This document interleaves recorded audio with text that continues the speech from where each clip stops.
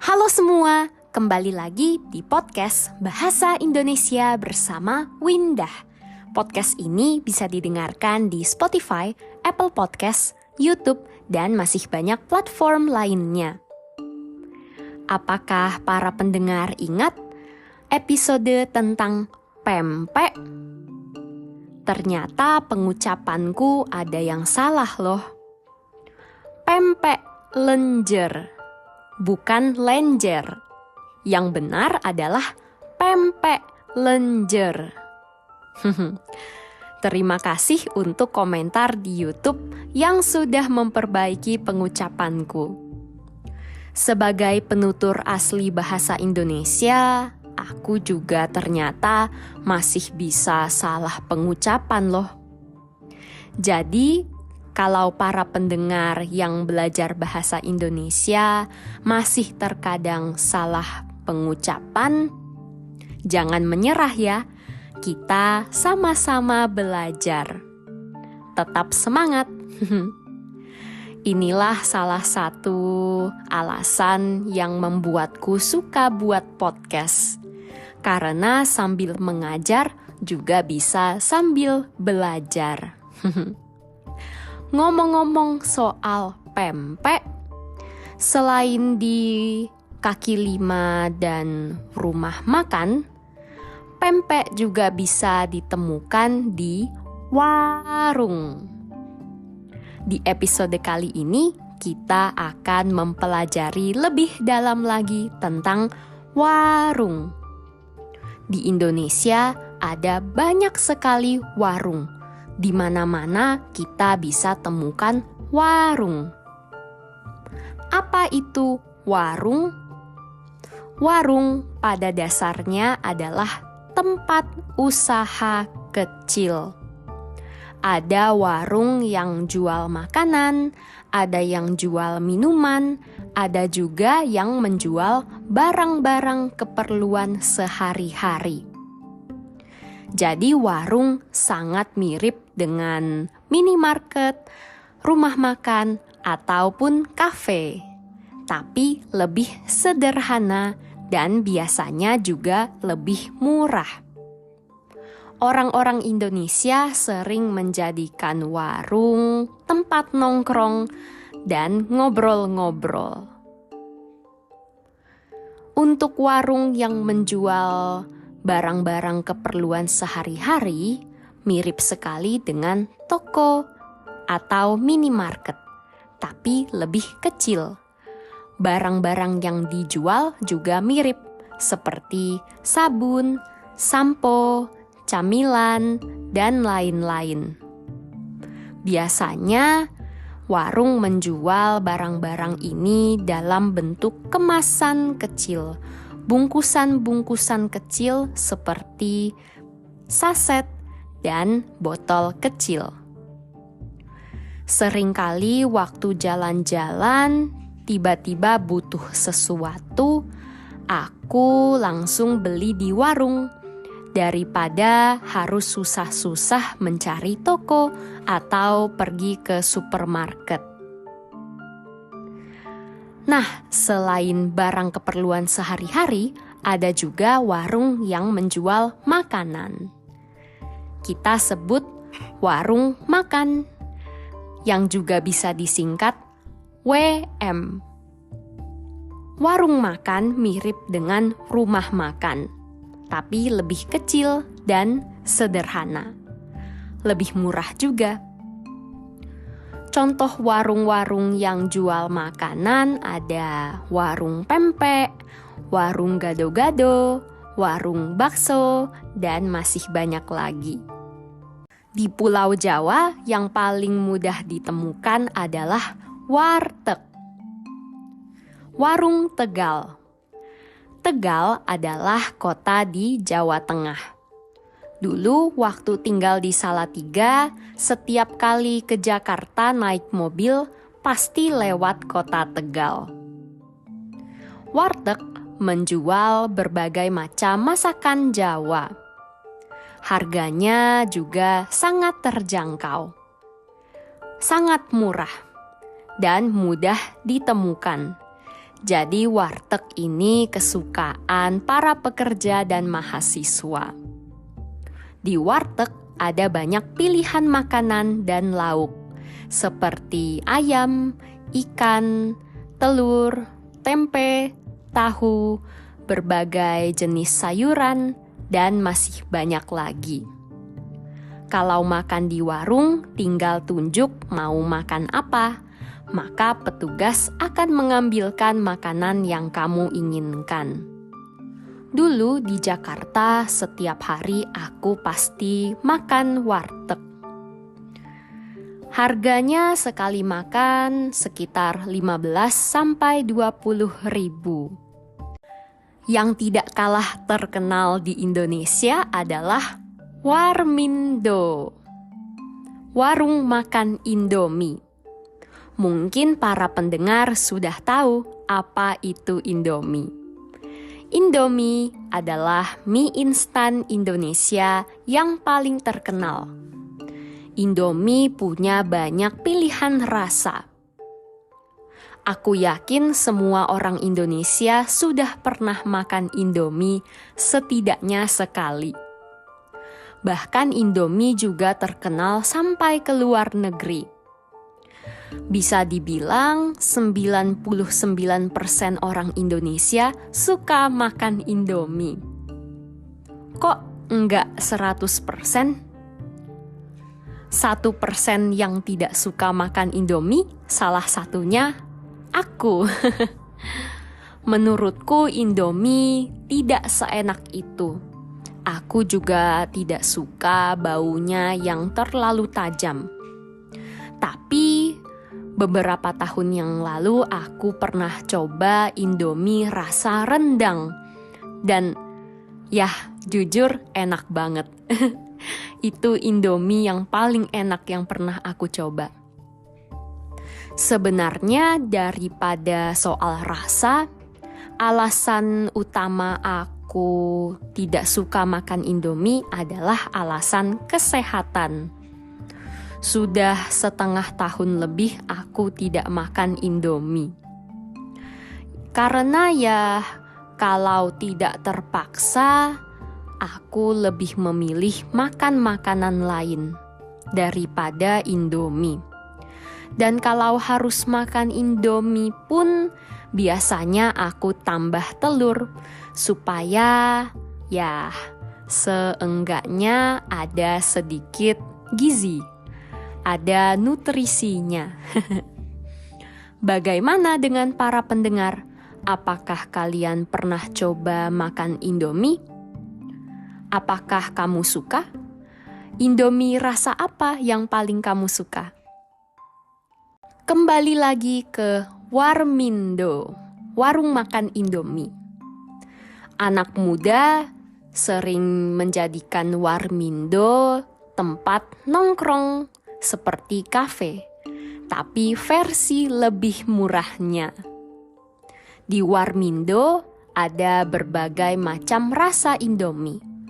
Ada juga mie instan merek-merek lainnya, dan makanan-makanan sederhana lain seperti nasi goreng, ayam geprek, dan masih banyak lagi.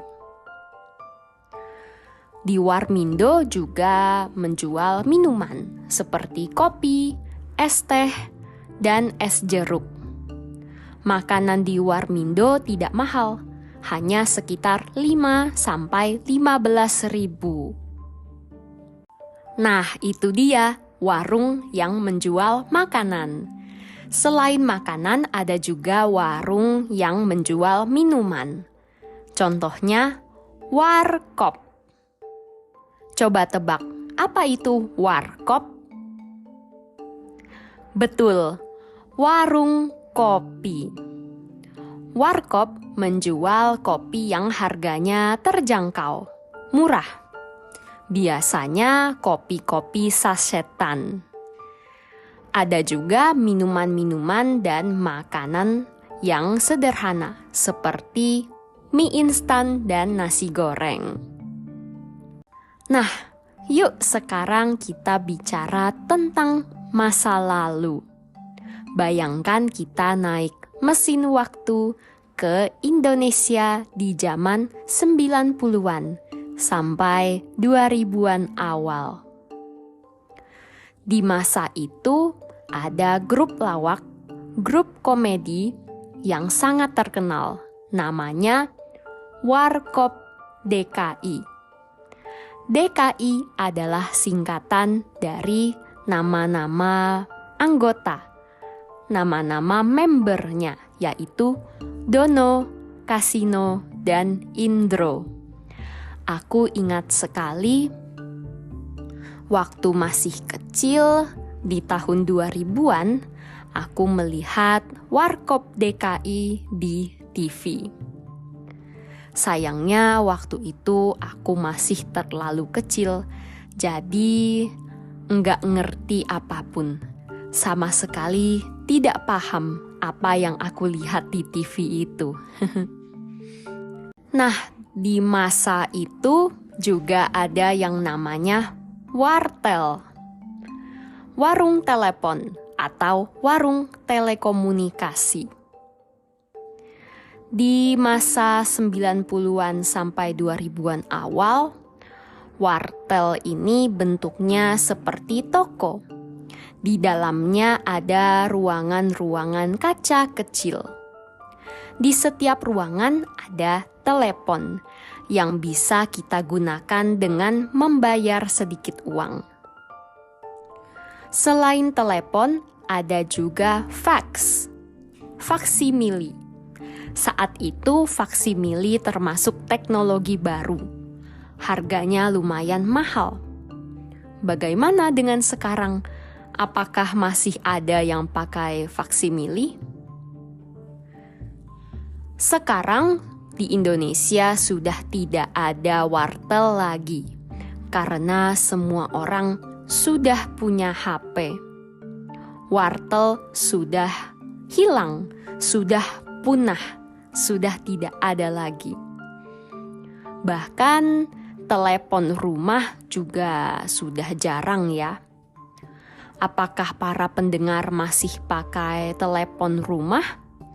Atau sudah sepenuhnya pakai HP untuk teleponan? Selain wartel, ada juga warnet, warung internet.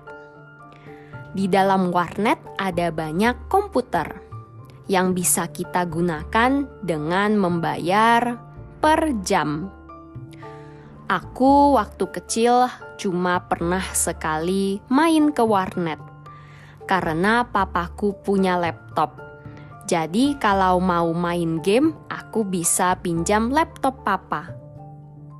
Selain internetan dan main game, di warnet juga bisa print dokumen, cetak dokumen. Aku ingat banget dulu waktu masih sekolah, teman-teman yang nakal, teman-teman yang bandel, biasanya cowok-cowok, kalau bolos kelas, mainnya suka ke warnet. Bukannya sekolah, bukannya belajar, malah main game. Bagaimana dengan sekarang? Apakah warnet masih ada? Masih loh, tapi sudah jarang sekali. Tidak sebanyak dulu. Setauku, beberapa orang masih ke warnet untuk main game-game yang berat. Game yang tidak bisa pakai laptop biasa. Laptop pada umumnya tidak cukup kuat untuk menarik game-game berat ini. Nah, itu dia tentang warnet dan wartel di tahun 90-an sampai 2000-an awal. Walaupun warung biasanya murah dan sederhana, belakangan ini ada banyak bermunculan warung-warung yang kekinian, warung-warung modern. ada banyak rumah makan atau kafe yang menggunakan nama warung untuk memberikan kesan murah dan terjangkau. Aku akan sebutkan beberapa warung kekinian yang banyak cabangnya di Indonesia. Ini bukan iklan ya. Yang pertama, warung SS. Spesial sambal. Di warung SS ada puluhan jenis sambal khas Indonesia. Kalau para pendengar suka makan pedas, wajib coba makan di warung SS. Yang kedua, warung Steak and Shake. Ini tempat makan kesukaanku waktu masih kecil. Di sini ada banyak jenis steak atau yang lebih sering disebut steak oleh orang Indonesia. Dan ada milkshake juga. Steak di sini harganya sangat terjangkau. Biasanya cuma 20 ribuan. Atau lebih murah lagi kalau ada promo. Yang ketiga, warung abnormal. Yang sempat viral dulu di tahun sekitar 2018-an. Pada dasarnya, warung abnormal adalah warmindo naik level. Warmindo yang di atas normal, secara tempat dan rasa.